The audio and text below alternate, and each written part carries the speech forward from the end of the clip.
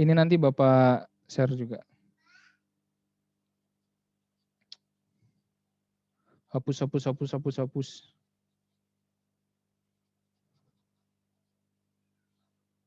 Oke. Bapak akan jelaskan tentang sinaps. Ini kan kalau misalnya di Zoom, bentuknya kayak gini nih. Misalnya ini neuron A, ini neuron B lah ya. Ini bagian ujung, paling ujung dari neuron A. Bentuknya kayak gini. Nah, ada bulut-bulutan. Kemudian di neuron B, penerimanya dendritsnya, dendrit. Nah, terdapat struktur kayak gini.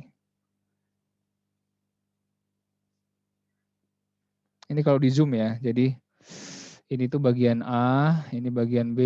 Di A berarti di sini aksonnya, sedangkan kalau yang B ini dendritnya. Oke. Atau biasanya di soal itu namanya presinaptik neuron. Jadi sebelum sinaps gitu ya, makanya disebut dengan pre. Sedangkan kalau yang ini disebut dengan post sinaptik neuron. Jadi setelah sinaps gitu ya. Dan sinaps itu ini, jadi kayak singgungan antar neuron satu dengan neuron lainnya.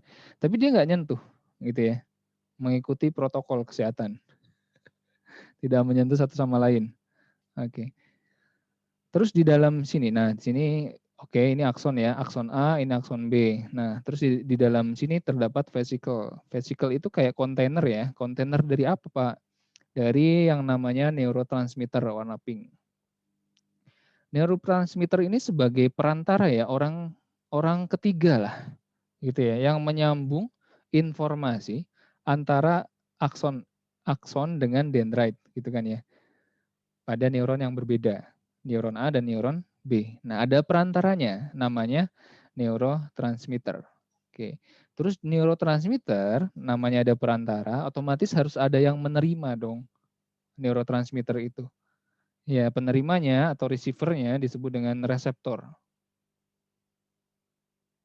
Reseptor ini terdapat pada dendrit, pada neuron B. Gitu ya. Nah, jadi ceritanya seperti ini. Satu, diawali dengan datangnya impulse arrive. Tadi kan udah Bapak jelasin ya, jadi alirannya itu dari dendrit ke akson, terus kemudian ke ujung gitu kan ya. Terus pas mau dia lompat, dia harus ada perantara namanya neurotransmitter.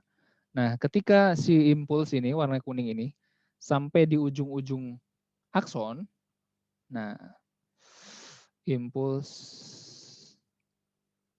arrives at akson terminal ya, ujung akson, akson terminal, ujung akson.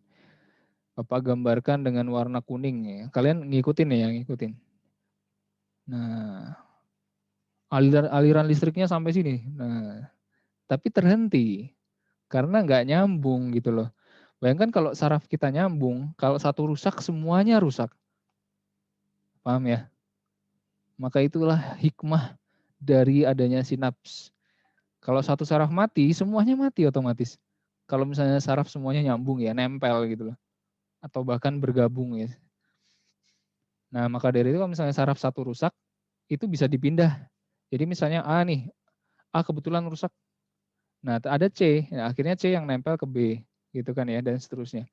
Itu namanya neuroplasticity. Jadi ketika itu berkaitan dengan memori, berkaitan dengan kebiasaan dan sebagainya seperti itu. Jadi anggap aja kayak sirkuit listrik lah ya. Kita mau nyalain lampu yang mana nih? Nah, kita colokin kemana? Disesuaikan dengan sirkuitnya. Sama. Jadi ini berlaku pada sistem saraf juga. Jadi plug and play lah. Ya, jadi si impulse arrive at terminal akson. Nah, tapi karena dia nggak nyambung satu sama lain, dia butuh namanya neurotransmitter. Ketika si sarafnya bergerak ke ujung sini ya, vesicles that contain neurotransmitter ya, move to cell membrane ya. Dia akan mendekati sel membran. Ini kan membran sel ya. Kemudian setelah mendekati, dia akan melepaskan neurotransmitternya gitu. Kalau kayak keluar dikeluarin gitu ya. Nah, Akhirnya disebarlah neurotransmitter ya. Neurotransmitter is now secreted. Neurotransmitter yang tersebar sebagian akan menempel di reseptor. Oke, berarti nomor basically move to the 3. Move to the cell membrane, kemudian neurotransmitter secreted from A ya. Oke, jadi dari A disebar gitu kan ya. Terus yang keempat, neurotransmitter binds atau attach to receptor of B ya.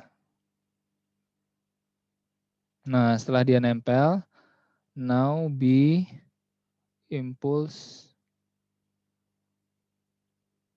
regenerated by B gitu ya. Nah, jadi reseptor kan menerima informasi gitu kan ya. Nah, informasi ini diolah oleh sel. Ini kan sel juga.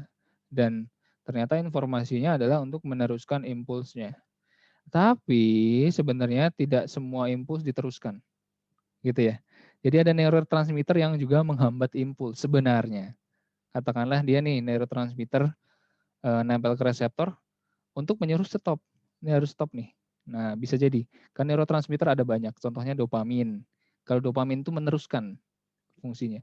Kalau yang buat menghambat itu contohnya kayak serotonin ya. Jadi dia menghambat, bikin kita ngantuk gitu kan ya. Itu neurotransmitter tuh.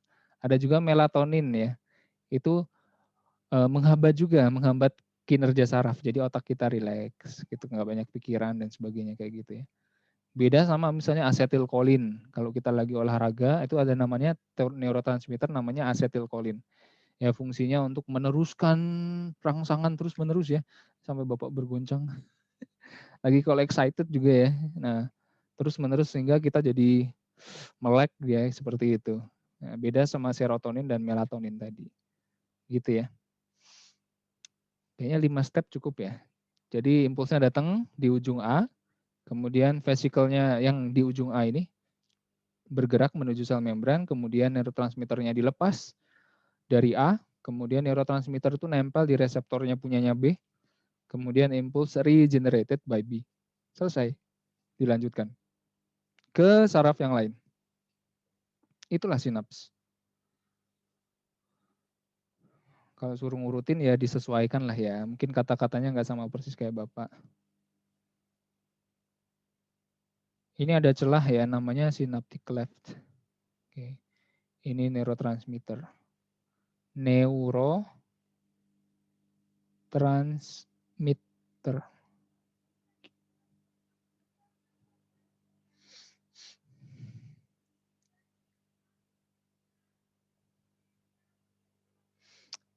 Ada pertanyaan nggak nih? Pak Bapak terlalu cepat menjelaskannya?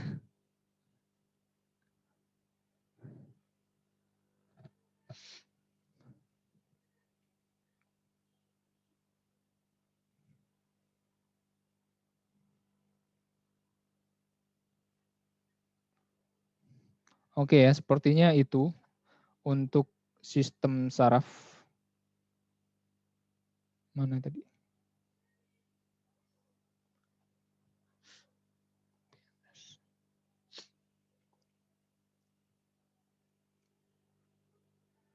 Oh ya, sama jenis-jenis reseptor ya paling. Jenis reseptor mana nih?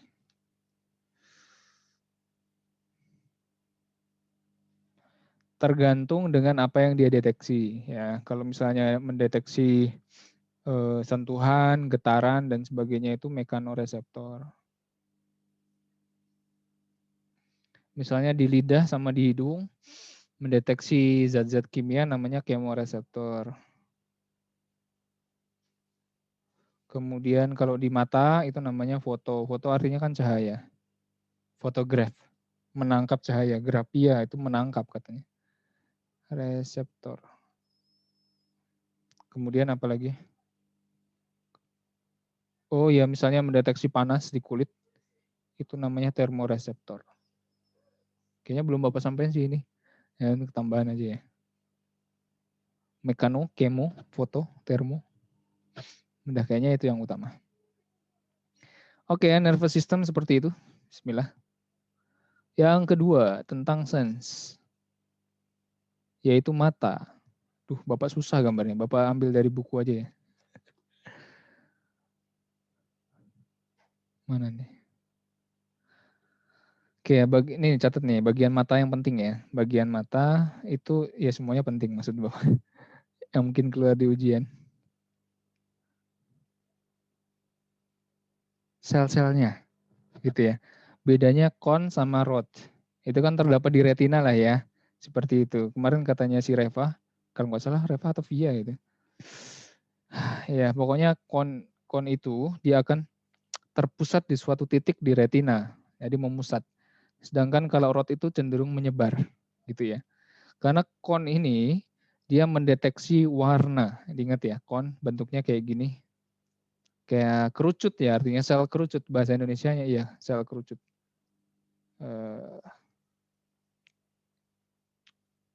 Bentuknya kayak kon. Ia mendeteksi 3 warna ya, warna merah, warna hijau, dan warna biru RGB. Dan semua warna di dunia merupakan perpaduan dari 3 komponen warna utama, gitu ya, RGB.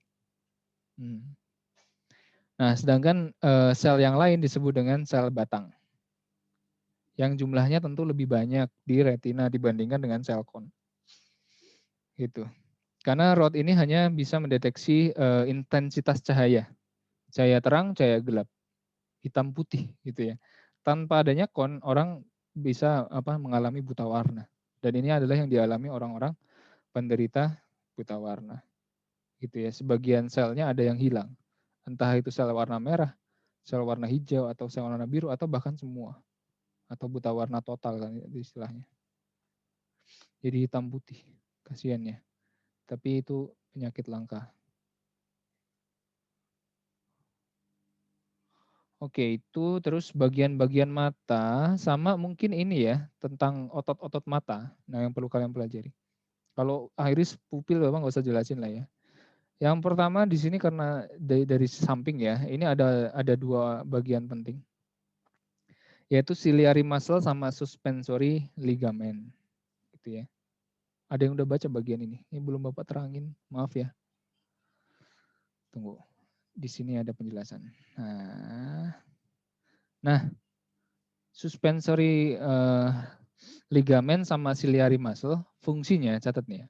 Fungsinya adalah menebalkan dan menipiskan lensa. Gitu ya. Tebal dan tipisnya lensa itu berkaitan dengan jarak pandang kita atau fokus kita. Pernah ya, kalian misalnya ngelihat suatu benda, ini tambahan nih karena belum Bapak terangin. Kalian lihat suatu benda nih misalnya botol, kalian fokuskan pada botol. Sekitarnya itu ngeblur kan atau bokeh istilahnya gitu kan ya. Nah, itu yang dilakukan oleh ciliary muscle dan suspensory ligament. Ketika kita melihat benda atau subjek dekat, lensa kita akan lebih mencembung pada bagian figur 13-16 ini ya. Jadi bentuknya lebih cembung. Apa yang dilakukan oleh ciliary muscle sama suspensory ligament?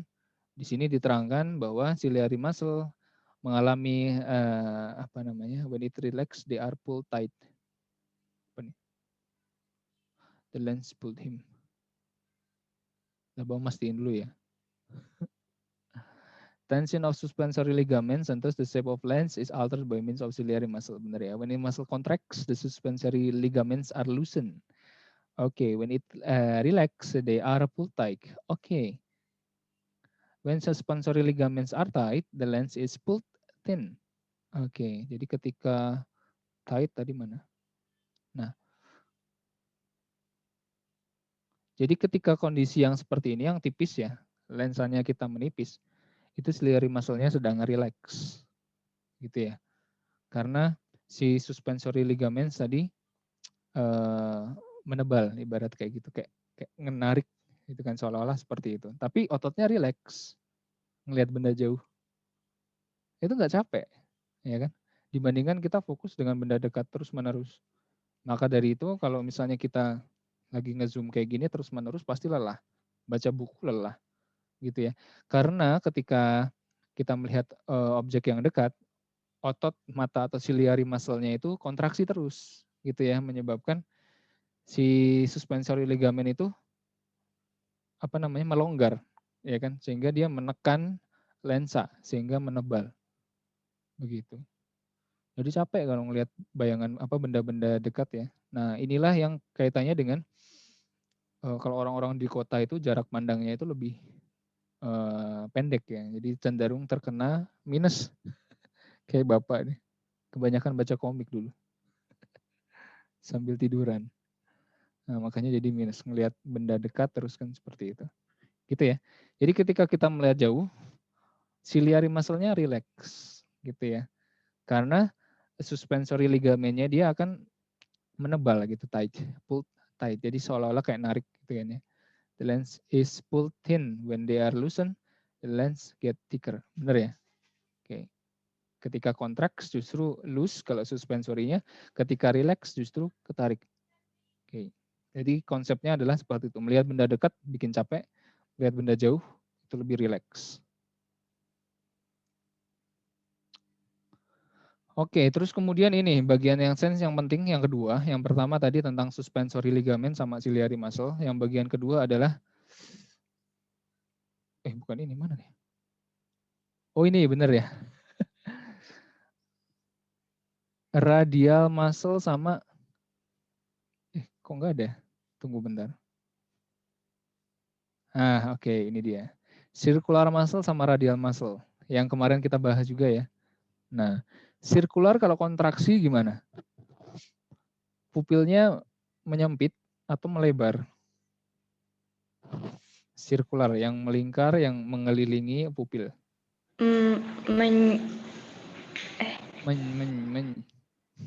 Kenapa Pak? Pertanyaannya apa Pak? Circular muscles ketika kontraksi apa yang terjadi? Pupilnya mengecil. Pupilnya mengecil ya, dia tambah tebel kan, karena ini kan di sekitar pupil. Yang namanya otot menebal, ya berarti otomatis mempersempit si pupil. Sedangkan kalau kebalikan ya, kalau si radial muscle-nya kontraksi, dia seolah-olah menarik pupil gitu loh. Karena kan radial itu bentuknya lurus-lurus gini loh, kayak dia narikin si pupil. Warna kuning deh. Nah, kayak gitu. Jadi dia mengelilingi radial kayak ban radius dari kata radius ya, mengelilingi mata. Dan kalau sirkular bentuknya seperti ini. Jadi dia mengelilingi ototnya, mengelilingi pupil. Jadi ketika kontraksi menebal artinya dia membuat si pupilnya tambah kecil gitu kan ya. Karena ketika menebal ya mengecil. Nah, sedangkan kalau yang ini bagian ini kontraksi, dia akan memendek. Ya, jadi arahnya ke atas. Seolah-olah menarik pupilnya sehingga bertambah lebar. Itu kondisinya ketika cahaya gelap. Ini terang ya, ini bright. Ini tebal. Nah, yang jadi bahaya kadang nih. Kita malam-malam ya kan, mati lampu udah mati, udah mau siap tidur. Ini ternyata ada HP, kemudian kita nyalain HP-nya. Itu bikin mata bingung loh. Tadinya kan matanya udah pupilnya udah besar, tapi ketika ada cahaya HP, jadi dia bingung mau kontraksi, mau relaksasi nih. Kayak gitu kan ya. Makanya kurang bagus ya ketika ada cahaya. Kita gelap, sekitar kita gelap, terus kemudian kita hanya fokus pada satu titik cahaya. Itu menyebabkan sensitivitas terhadap cahaya yang akan terganggu. Gitu kan ya. Bahkan yang jadi bahaya adalah kalian akan menjadi peka terhadap cahaya. Pernah nggak kalian ngerasain ini? Udah main seharian gadget sampai tidur tengah malam, terus pagi-pagi itu kalau ngelihat cahaya matahari itu seperti vampir. Kayak gitu ya. Jadi udah terbiasa gelap, kena cahaya terang jadi lebih sensitif. Itu adalah hikmah ya. Oke, untuk mata sepertinya itu ya, sisanya ya fungsi-fungsinya paling lensa fungsinya apa dan seterusnya. Oke, terus apa lagi habis itu? Homeostasis, hormon, bentar. Hormon. Oke. Hormon kayaknya kalian perlu paham ini nih. Kayaknya lebih ke ngapalin sih. keempat hormon ini nih fungsinya ini. Di antaranya Bapak jamin keluar, insya Allah ya. Atau malah empat-empatnya keluar semua. Adrenalin fungsinya apa? Dihasilkan oleh apa? Insulin juga sama ya, dan testosteron serta estrogen. Sepertinya sudah cukup jelas. Adrenalin fungsinya untuk mempersiapkan tubuh untuk melakukan sesuatu yang melelahkan ya, vigorous action.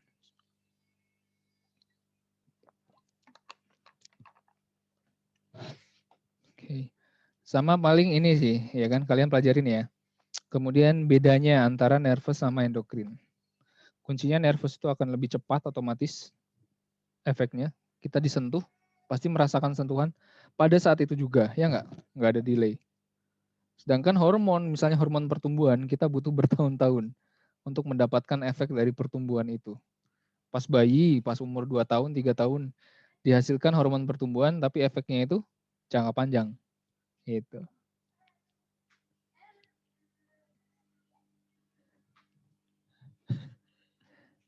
Oke ya. Terus kemudian selanjutnya plan hormon, auksin doang. Yang ditanya paling yang tentang kemarin ya, kalau ada tanaman ditutupin, dimasukin ke box, cuma ada satu celah cahaya. Gimana? Dan seterusnya. Hormon selesai, apalagi ya? Homeostasis. Nah, homeostasis paling ini sih. Water thermoregulation ya, regulasi temperatur. Sama regulasi gula. Ini udah Bapak terangin. Apalagi ya? Excretion gitu. Ada pertanyaan nggak? Ada yang masih belum paham nggak sih? Thermoregulation sama itu pokoknya negatif feedback itu kalian pahami ya. Misalnya ketika panas itu negatif feedback kan kayak gitu. Ketika panas terus rambut di kulit gimana, terus pembuluh darahnya gimana, menyempit atau melebar dan seterusnya. Kalau gula juga sama ya, gula ketika gulanya tinggi, hormon apa yang dihasilkan? Insulin. Ketika gulanya rendah, yang dihasilkan adalah glukagon. Kucingnya juga ikut exercise. Tuh, Aura. Dijilatin dong. Iya, iya, iya. Namanya siapa Rel kucingnya? Opa, Pak. Opa. Ya, O-double-P-A. Opa. Oke. Gimana Maira? Bapak aku tentang yang feedback itu ada yang negatif, ada yang positif. Betul. Negatif yang gimana? Negatif itu hasilnya dia akan menghentikan, misalnya gini ya, pertanyaan bagus.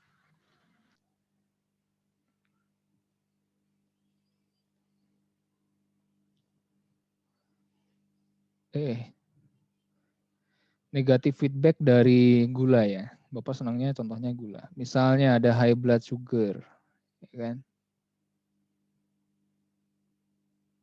Nah, responnya apa? Tubuh kan merespon ya, merespon dengan cara menghasilkan pankreas produce insulin. Oke. Terus kemudian setelah produksi insulin kan berarti blood gini nih urutannya. Liver convert atau take up ya, convert glucose to glycogen. Oke, nah ini akan berefek pada blood sugarnya ya. Ini adalah negative feedback. Dia akan mempengaruhi input ya. Ini kan input. Di sini bisa dibilang outputnya. Di sini adalah negative feedback. Nah, gitu ya. Jadi outputnya akan mempengaruhi inputnya tadi, yaitu mengurangi. Efeknya adalah mengurangi blood sugar. Sama halnya air. Misalnya panas, kemudian body produce sweat atau produce less urine. Kemudian itu tadi kan outputnya ya. Kemudian negatif feedback-nya kemana? Ke turunnya temperatur, gitu ya. Kalau positif feedback itu biasanya terjadi pada saraf deh. Misalnya ini kan impuls. Impuls dari reseptor ya, misalnya. Kan dari reseptor, terus akan menuju ke sensori. Terus maju terus, nggak akan mundur. Kemudian relay, kemudian ke motor, kemudian ke efektor. Ini adalah positif feedback, dalam artian reseptor ngasih sesuatu kan ke sensori. Sensori akan terusin terus sampai ke hal yang ingin dia capai. Itu positif feedback contohnya. Jadi outputnya tidak mempengaruhi inputnya tadi yang di awal. Jalannya lurus. Atau bahkan seperti ini ya, misalnya yang positif feedback itu apalagi ya? Growth hormone bisa jadi. Jadi ketika growth hormone dihasilkan, kemudian dia akan mempercepat pertumbuhan, ya kan? Tanpa mengurangi growth hormone. Jadi pertumbuhannya cepat, itu dia nggak akan ada growth hormone, tidak akan menghambat atau mengurangi kadar growth hormone, gitu loh. Pertumbuhan cepat misalnya gini. Ini growth hormone. Ini akan mempengaruhi bone growth kan. Nah, ini namanya positive feedback. Jadi bone growth ini tidak akan mempengaruhi lagi kan?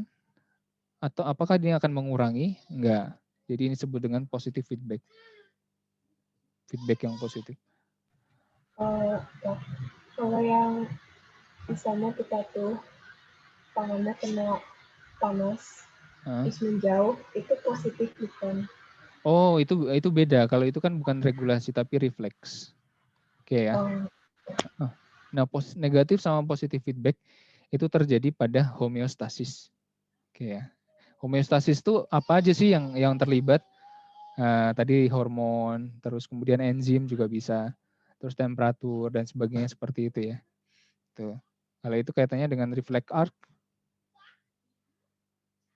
ya bisa jadi tadi kan Bapak kasih contoh positif feedback juga ya. Iya. Nah, tapi kan beda, jadi tidak mempengaruhi reseptor kan ya, dari efeknya tadi. Seperti itu. Gitu ya Mayra ya, negatif feedback. Kalau misalnya di buku contohnya adalah blood sugar dan water.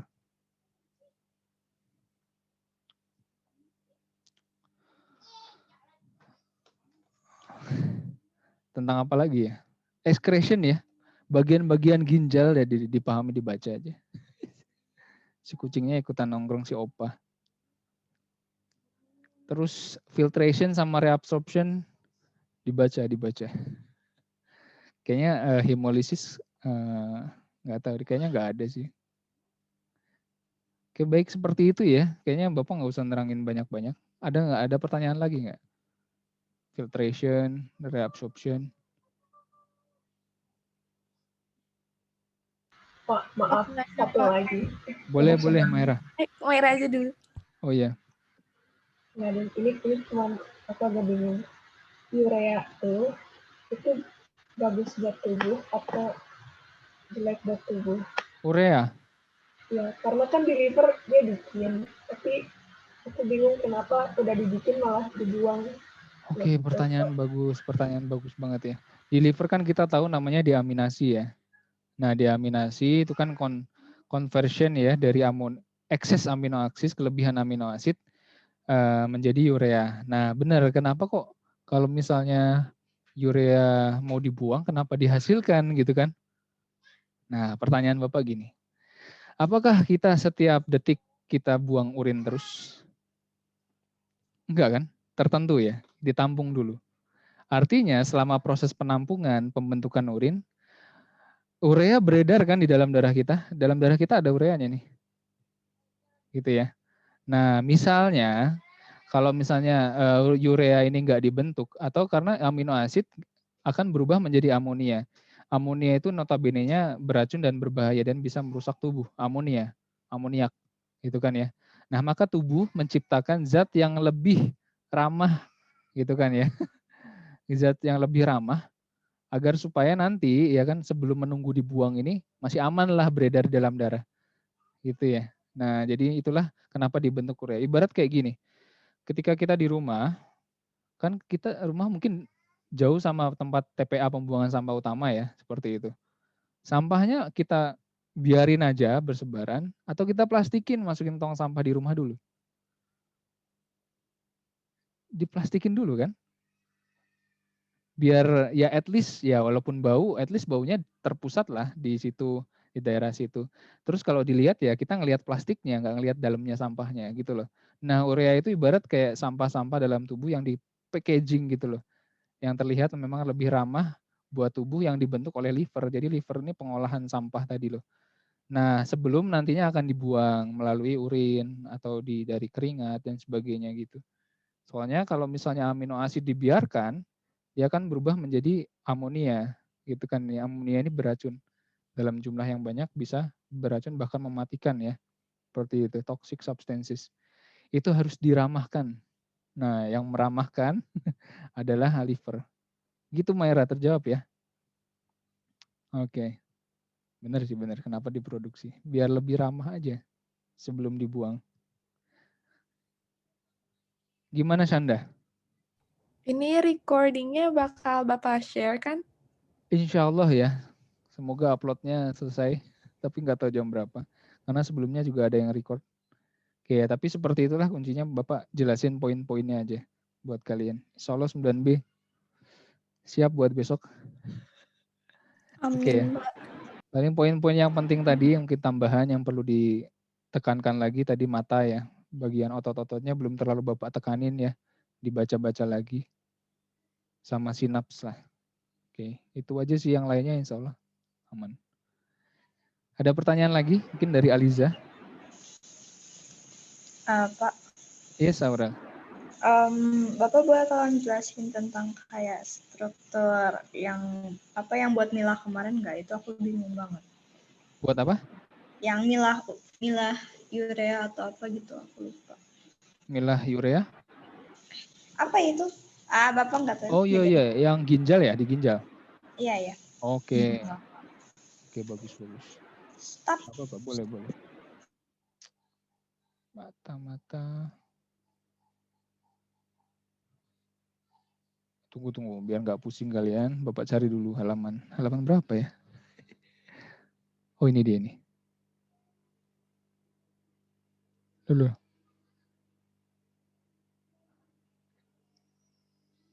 Oke.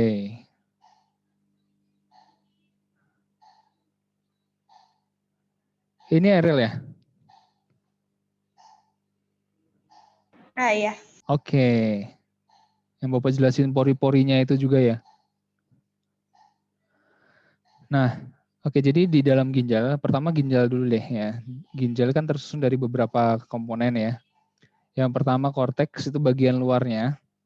Kemudian di dalamnya itu ada bagian medula yang langsung bermuara pada pelvis. Jadi ini muara urin semuanya di sini nih. Nah, terus sebelum dibuang ke ureter dan menuju ke bladder, gitu ya, pelvis. Jadi urin dibentuk, bentar apa ini?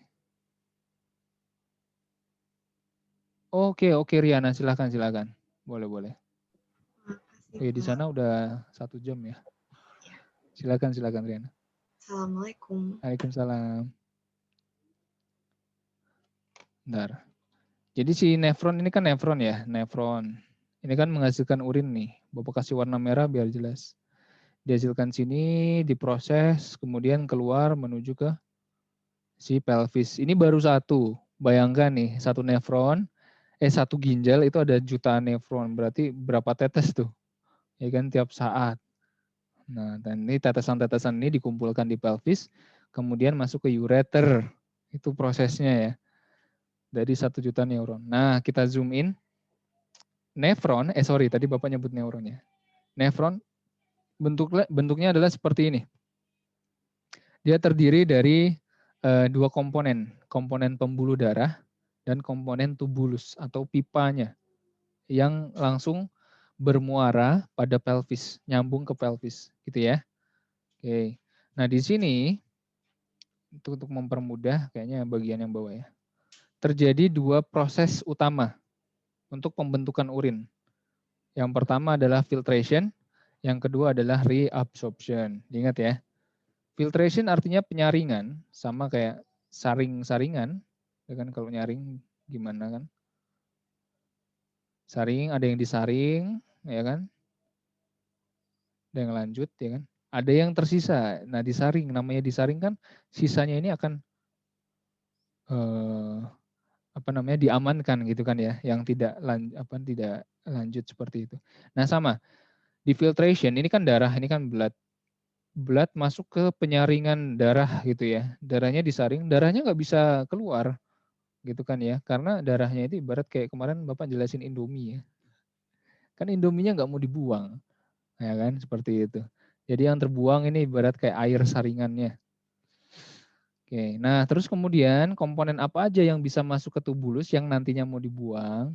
Ada air, ada glukosa, ada garam, ada urea. Itu kan ya, seperti itu masuk ke renal kapsul atau bagian tubulus dari nefron. Nah, setelah masuk dari sini, ya kan ini cairannya ya tadi ya, ada urea, ada air dan sebagainya.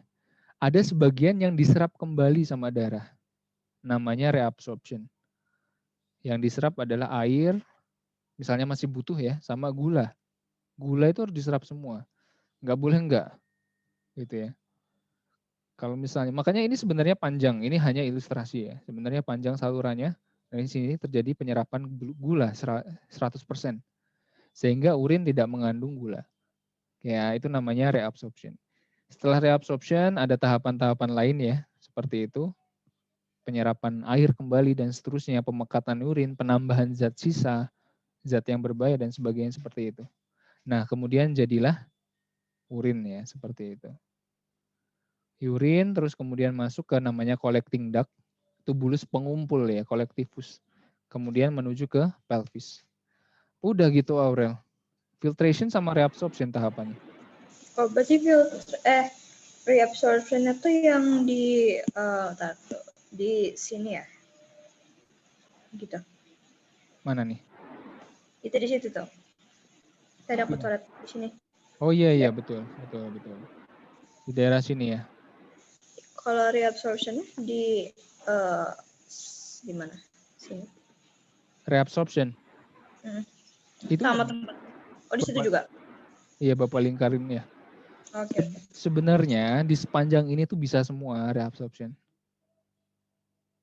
Bisa. Tapi yang paling banyak terjadi di bagian yang utama. Yang pertama maksudnya. Nah, bagian sini nih. Yang banyak diserap ya. Sebenarnya bisa juga gitu. Sini kan ada keterangan tuh. Tapi yang utama di bagian sini. Apalagi gulanya ya. Gula ini wajib direabsorpsi sama bagian pertama dari nefron. Yaitu namanya proximal convoluted tubule. Gitu ya. Hanya inti konsepnya adalah 1, 2, jadilah urin. Dan urea, perhatikan di sini urea tidak direabsorpsi, melainkan dibuang justru. Di sini ya, makanya urea akan dibuang di ginjal. Ada pertanyaan lagi? Sebelum maghrib.